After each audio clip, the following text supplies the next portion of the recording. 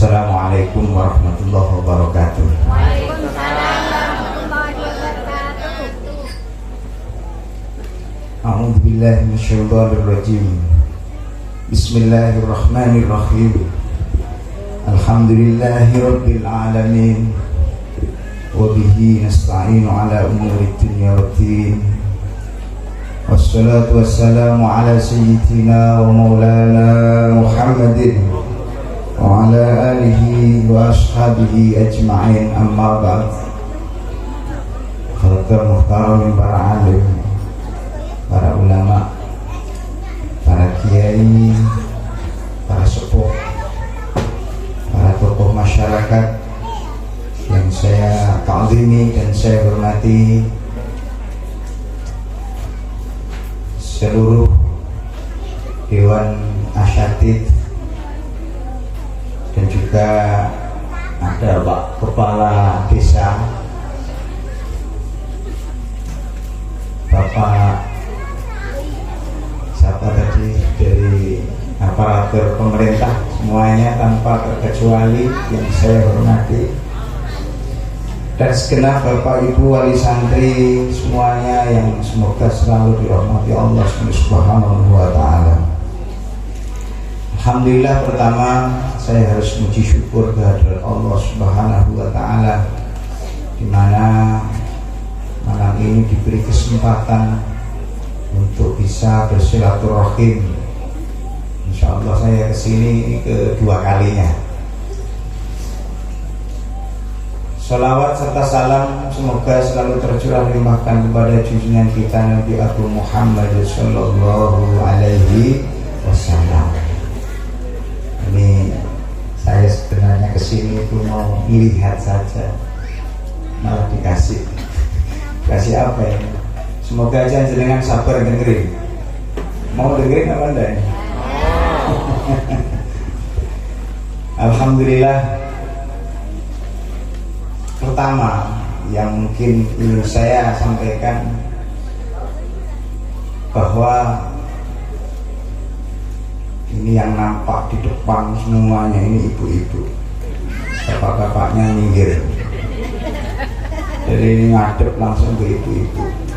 Tapi tidak apa-apa, yang perlu kita pahami bahwa jenengan semua ini artinya seorang ibu ini adalah madrasah pertama bagi anak-anaknya. Tentunya jenengan tadi sudah menyaksikan dari awal hingga akhir apa yang telah dicapai oleh putra putri jenengan. Ini adalah suatu hal, kalau bisa disampaikan, ini termasuk keajaiban.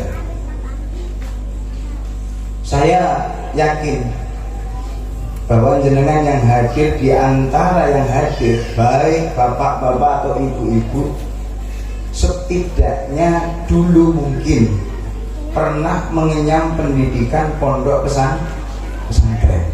Pernah mondok ibu? Bapak? Paling sekejap pernah mondok. Kira-kira waktu mondok dulu berapa lama bisa baca kitab? Seminggu?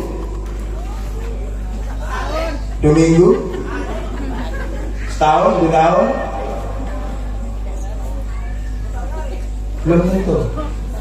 Tapi ternyata pada malam ini jenengan menyaksikan putra putri jenengan yang masih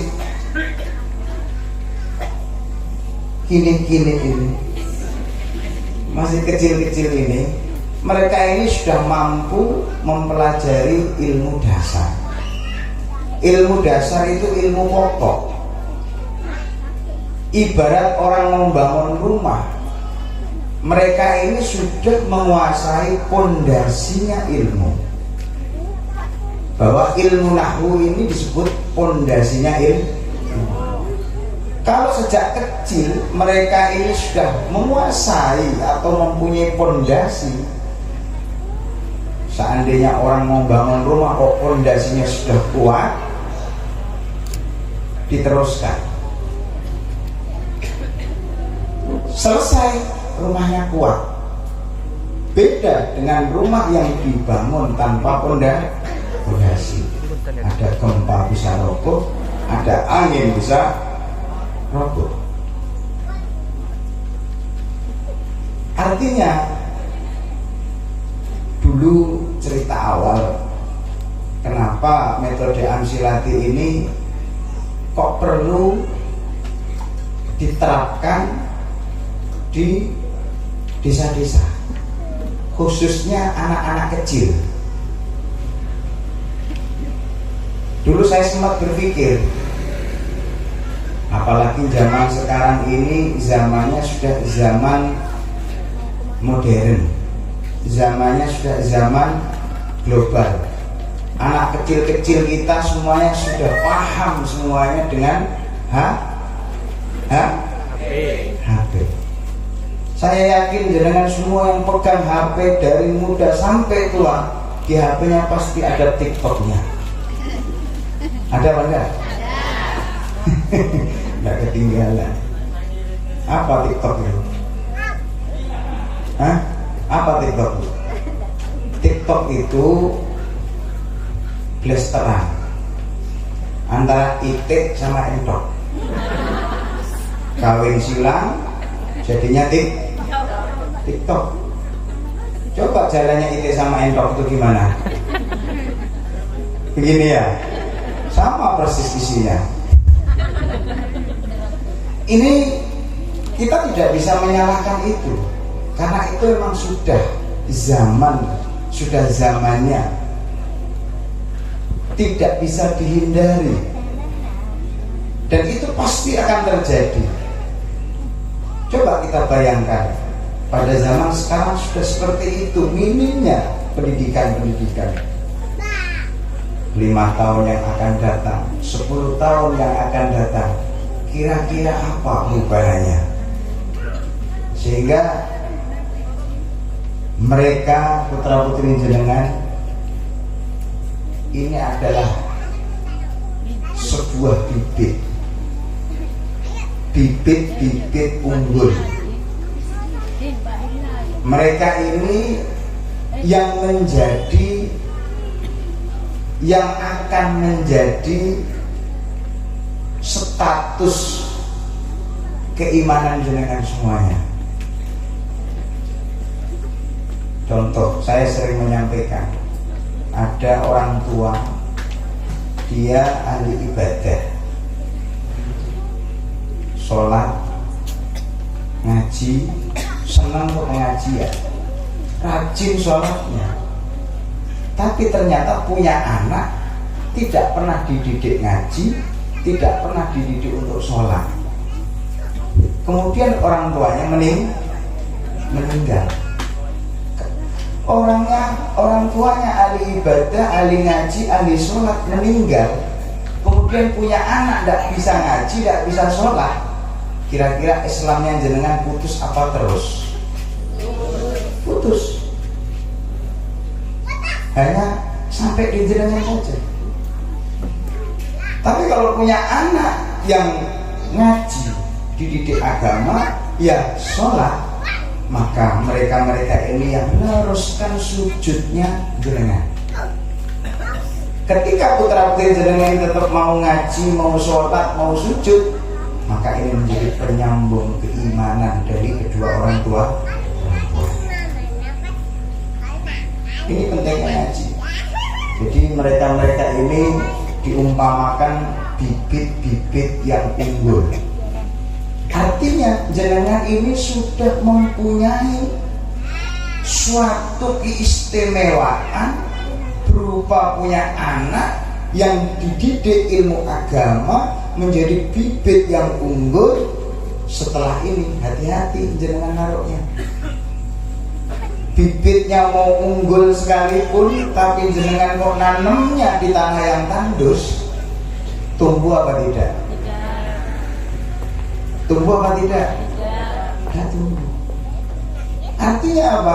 Ketika jenengan punya putra-putri yang sudah sedemikian rupa kuat fondasi ilmu agamanya, ibarat bibit tadi, bibitnya sudah unggul, tidak ditaruh di pondok pesantren. Pondok pesantren itu diibaratkan lahan ladang yang subur.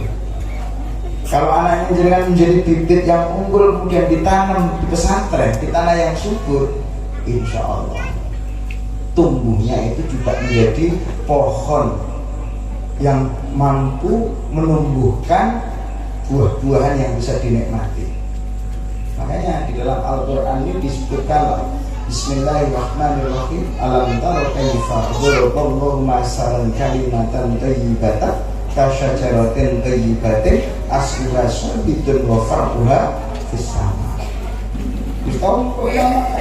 Kalimat-kalimat thayyibah itu diumpamakan pohon yang baik,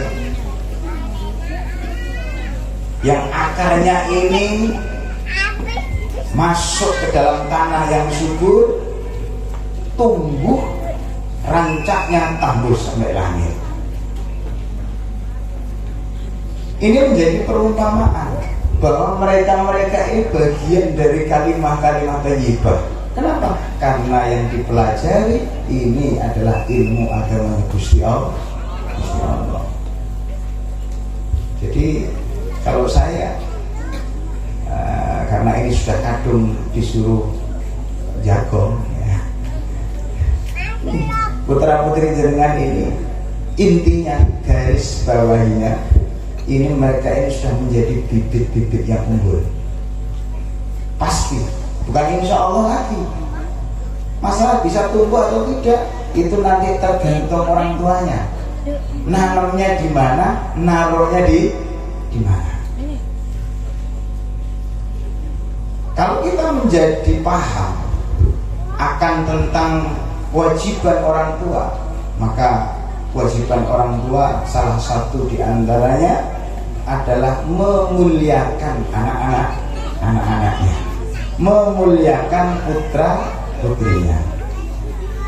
Ini jenengan ini bagian dari orang-orang yang ya tadi saya bilang punya senjata, punya kualitas, dan itu dimulai dari sejak dini. Makanya ini menjadi bagian dari program yang kedua kalinya berjalan. Ya monggo, ini ada semacam tanaman yang bagus, ada sebuah metode yang baik, ada suatu jembatan jalan yang sekiranya mampu membawa putra putri kita ini menjadi anak-anak yang solih, menjadi anak-anak yang solihah. Ini tidak kalah keramat. Justru mungkin kejadian-kejadian yang dialami, baik itu yang dialami oleh keluarga, baik itu masalah-masalah keluarga, baik itu masalah-masalah persaudaraan, baik itu masalah-masalah tetangga, kadang tanpa kita sadari yang mampu menyelesaikan masalah-masalah itu adalah anak-anak kita, berkah dari anak-anak kita. Desa Jumpong sini aman, tidak ada bahaya, tidak pernah ada musibah. Bisa jadi itu adalah berkah dari anak-anak kita. Karena ada salah satu hadis qudsi, innallaha la yarfa bil mu'minina as-shalih an mi'ati ahli baitin min jironihi bala'an. Artinya Gusti Allah ini akan menolak, akan menghindarkan, sebab di situ ada satu orang yang soleh menghindarkan bala untuk 100 rumah di sekitarnya.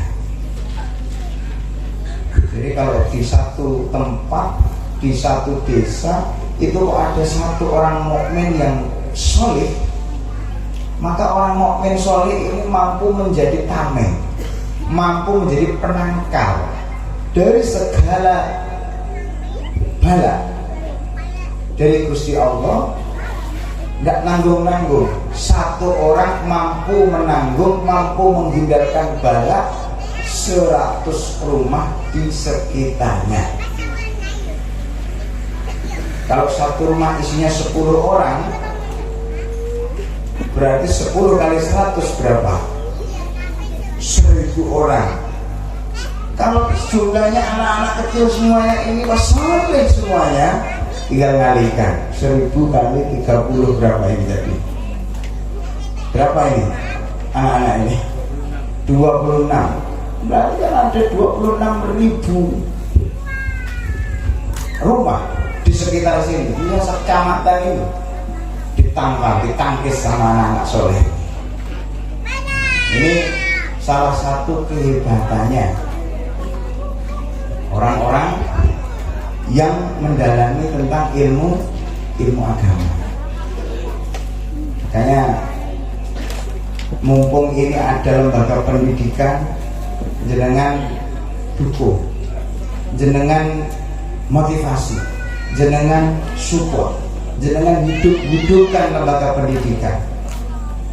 Kenapa? Karena dengan mau menghidupkan, memakmurkan masjid, menghidupkan lembaga-lembaga pendidikan, ini juga menjadi penangkal segala musibah, menjadi penangkal segala bala.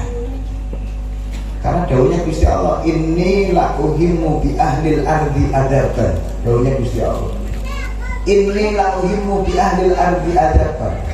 Sesungguhnya saya, Gusti Allah, katanya dawuhnya Gusti Allah, sesungguhnya saya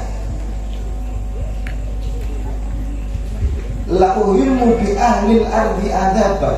Saya melihat manusia di bumi yang sudah banyak jauh dari syariat, saya ini sudah cek cermatnya,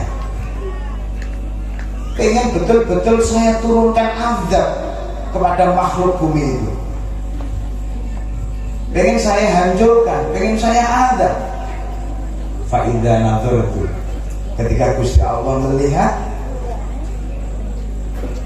ada orang-orang yang masih maril masjid, masih mau memakmurkan masjid-masjid, masih ada orang yang wal mutahabbina fiyya, ada orang-orang yang masih cinta terhadap ilmu-ilmu agama, dan masih banyak orang-orang yang masih beristighfar, memohon ampun fil ashari, di waktu sahur. Saraftu adabi, dawuhnya Gusti Allah, saraftu adabi, maka akan saya angkat adabku. Tidak jadi diadab. Jadi ketika Gusti Allah ini sudah termet, pengen ngadab, pengen menurunkan musibah, lihat, oh masjidnya masih ramai, oh madrasahnya masih ramai, oh masih ada orang yang istighfar, oh masih ada orang yang bangun malam. Tidak jadi, remote-nya dicabut, tidak jadi di remote, tidak jadi diadab. Makanya jenengan mumpung ini ada madrasah, ada pendidikan agama, setidaknya jenengan tidak mampu membantu secara finansial, cukup ya didukung apapun, dengan cara apapun, agar supaya apa? Agar supaya perjalanan-perjalanan dari setiap generasi untuk mengingat Gusti Allah Subhanahu wa Ta'ala ini menjadi berlangsung. Ini salah satu dari pentingnya adanya lembaga-lembaga pendidikan yang menyambungkan agar anak-anak kita semua ini kenal dengan Gusti Allah, agar nyambung, agar anak-anak kita ini tetap kenal dengan Rasulullah Muhammad Sallallahu Alaihi Wasallam. Gitu. Kadang kalau orang tidak yakin, artinya tidak dukung dengan adanya pendidikan, ini beda. Karena setiap masyarakat itu kadang pandangannya beda-beda. Ya yang penting sekolah, yang penting ngaji. Bukan ngaji itu penting, yang penting ngaji. Kadang begitu pemahamannya.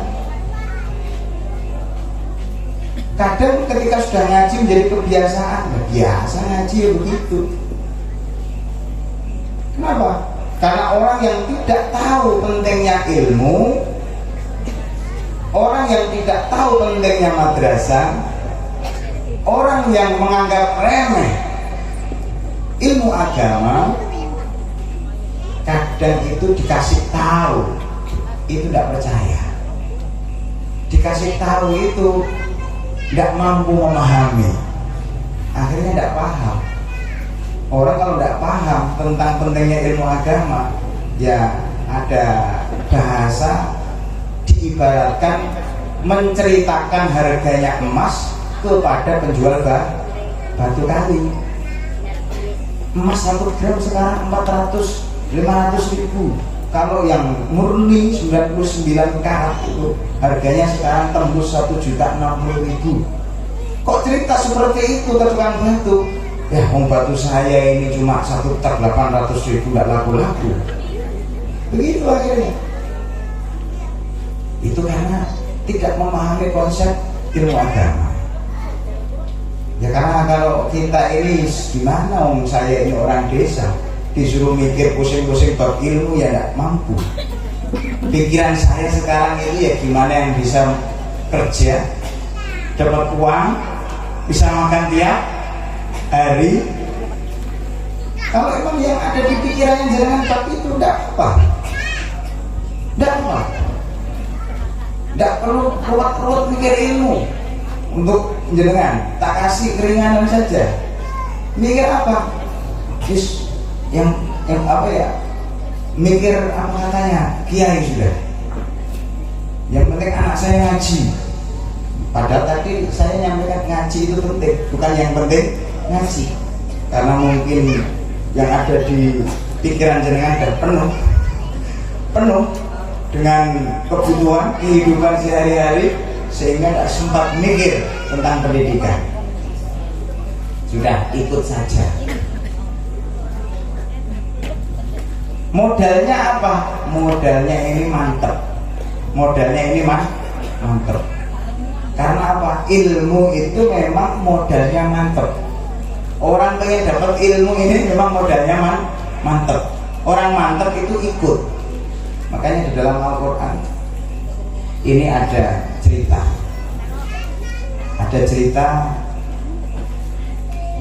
Nabi Musa itu dikenal kalamullah, orang yang cerdas, orang yang pintar, orang yang hebat. Tapi disangka sama Gusti Allah ada yang lebih pintar. Siapa? Namanya Balyan bin Malkan, yang dikenal dengan Nabiullah Khidir alaihissalam. Penasaran Nabi Musa ingin berguru kepada Nabiullah Khidir, dicari. Setelah ketemu, maka beliau yang pertama kali matur pada Nabi Khidir, dalam Al-Quran diceritakan qala lahu Musa al-attabi'uka ala an yu'allimani hal attabi'uka ala an tu'allimani mimma ulimta rusdah. Kalau tidak salah begitu ayatnya. Pertama yang dimaturkan, ya Nabi Khidir, apakah boleh saya ikut jenengan? Bukan apakah boleh saya ngaji sama jenengan, bukan.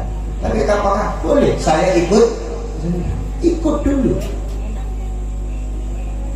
Makanya keyakinannya orang kalau tidak mampu mencari dalil, kalau tidak mampu mencari pemahaman sendiri, selama dia itu taklid, kok taklidnya kepada orang alim, ini termasuk iman. Ada yang tidak salah di kitab yang dibaca anak-anak kecil tadi itu, di bab rukun iman, tapi di syarahnya, di kitab Kasyifatus Sajanya itu dijelaskan itu bab iman. Iman yang paling mudah itu yakin, manut, ikut kepada gurunya, ikut pada kiainya. Jangan jadi tidak usah repot-repot mikir, tidak usah repot-repot mikir ilmu. Daripada jangan mikir ilmu, paham, tapi tidak yakin. Jenengan paham akan ilmu tapi tidak mantep. Mending mantep meskipun tidak paham. Kadang kan ada orang, apa yang disampaikan kiai? Tak tahu. Kayak dari rumah. Ya iya lah maju. Itu lebih masuk akal. Makanya itu kalau di dalam bab keyakinan di ilmu tauhid itu ada istilah al-i'tiqadu wilayatun minal wali. Keyakinan itu bagian dari wilayahnya wali. Jenengan kok mantep wali, meskipun tadi wali murid. Wali murid tugasnya itu mantep, yakin, ikut. Sudah ada apa kata kiai sudah. Yang penting saya sami'na wa ata'na. Begitu, nggak usah dipikir. Makanya banyak orang-orang yang nggak paham, banyak orang-orang yang nggak berilmu, tapi dia mantep. Ini rata-rata jadi wali. Tapi banyak juga orang yang paham akan ilmu tapi tidak mantep, biasanya jadi setan.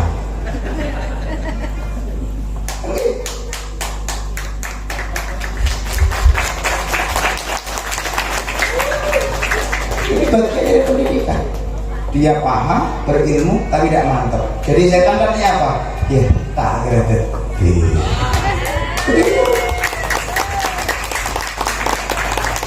Nggak tahu, nggak apa-apa, nggak paham, nggak apa-apa. Apaan silati tahu? Tidak penting ngorok anak-anak gede. Kira bener? Oning biar amsilatin apa beri? Oning. Kayak karena mantep, can madrasah lah, gede guru nah, engkau reperak nyamuin. Tapi gede. Ini kan bagian dari keistimewaannya orang mantep. Tadi ini yang saya maksud dari pentingnya kita menjaga pendidikan. Ini menjadi kunci. Sudah, karena kita ini hidup punya guru, ya namanya ngaji itu penting. Cuma kadang kita tidak lutut, tak luka. Ngaji sekarang ini jangan ngantung saya di bawah dari depan sampai belakang. Melihat kayak yang dengerin, belum tentu, kadang pikirannya dari mana-mana. Duduk manis, ngadep, dengerin, pikirannya kok tak ketemu dulu. Macam-macam terbelah. Tidak apa-apa, tidak paham, tidak apa-apa. Yang penting mantap. Yang penting mantap. Cokok ilmu naseto mantap ini ya. Kayak menurut mantap ini kita oleh dua daerah. Orang mantap tidak boleh khawatir. Dan karena jenengan ini sudah dikasih bukti pemandangan yang memang ada buktinya, tidak usah khawatir. Mantap, anak saya aja sudah bisa ngaji. Saya lihat anak saya ini kalau untuk urusan ilmu agama sudah urusan ngaji paten. Kudu bisa ngaji. Ini tandanya jenengan itu betul-betul ngemani yang disebut dengan buah hati. Jadi kiri, pokoknya di saya. Ini aja, saya tidak banyak-banyak karena memang bukan penceramah, bukan muadzin. Ini kepaksa saya. Subhanallah. Tapi paham ya yang disampaikan ya? Katanya mantep, kok sekarang paham?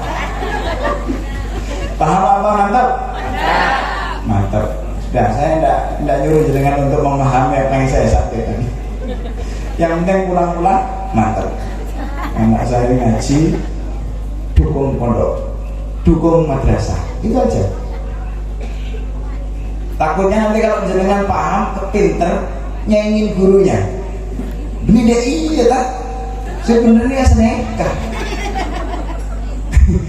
Nah itu jadi setan duluan. Nah pokoknya itu hindari. Sudah jadi orang yang biasa yang penting mantep, Karena tradisi pondok pesantren, tradisi santri itu yang perlu diperhatikan ini adalah sam'an wa ta'atan. Sudah apa yang menjadi ketentuan, sekiranya ini adalah langkah untuk membawa masa depan putra putri kita menjadi anak-anak yang soleh dan solehah, tidak usah main tawar menawar. Terus pas mangkat sini, insya Allah semoga apa yang diupayakan dari madrasah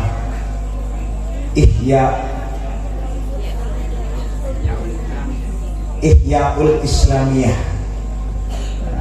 Ini apalagi itu namanya Ihyaul Islamiyah, untuk menghidup-hidupkan Islam terus. Kalau jenengan punya putra tidak bisa ngaji, pege Islamnya. Tapi kalau anaknya bisa ngaji, lanjut Islamnya. Berarti sesuai dengan namanya Ihyaul Islam. Semoga putra putri kita yang di belakang ini menjadi bagian dari orang-orang yang mampu menjaga, yang menghidupkan agama Islam ila yaumil qiyamah. Amin Allahumma amin.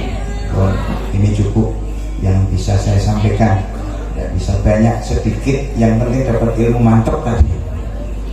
Kalau dapat ilmu mantap, mentanya lagi, tak tahu apa anak tak tahu, malah ngaji mantap ini kamu boleh. Alhamdulillah, mungkin bisa saya sampaikan.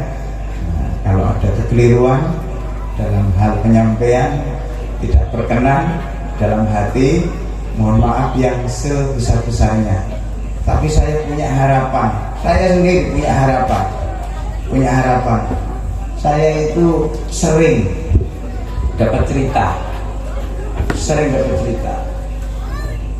lebih-lebih pondok madrasah Ihyaul Islamiyah ini barokah dari Kiai Haji Zaini Mun'im. Terus ini Haflatul Imtihan yang ke-55 dan Amsilati yang ke-2. Ini seandainya kalau bayang-bayang ini dari mantepnya orang Jumpo. Nah, saya nanya dari mantepnya sekarang, bukan dari ngertinya ya. Dari mantepnya orang Jumpo. Seandainya anak-anak ini nanti terus dididik dengan baik, tahu-tahu di sini ada pondok pesantren, ini sepakat apa enggak jenengan? Oh, mantap betul. Enggak, saya doakan semoga di sini nanti berkembang jadi pondok pesantren. Kenapa? Karena itu menjadi bagian dari investasi. Ya sudah, tapi ini enggak saya lanjutkan. Mantap itu tidak bisa dijelaskan. Mantap, amin, sudah selesai. Udah, nanti tambah panjang ya. Jadi saja yang bisa saya sampaikan. Wassalamualaikum warahmatullahi wabarakatuh.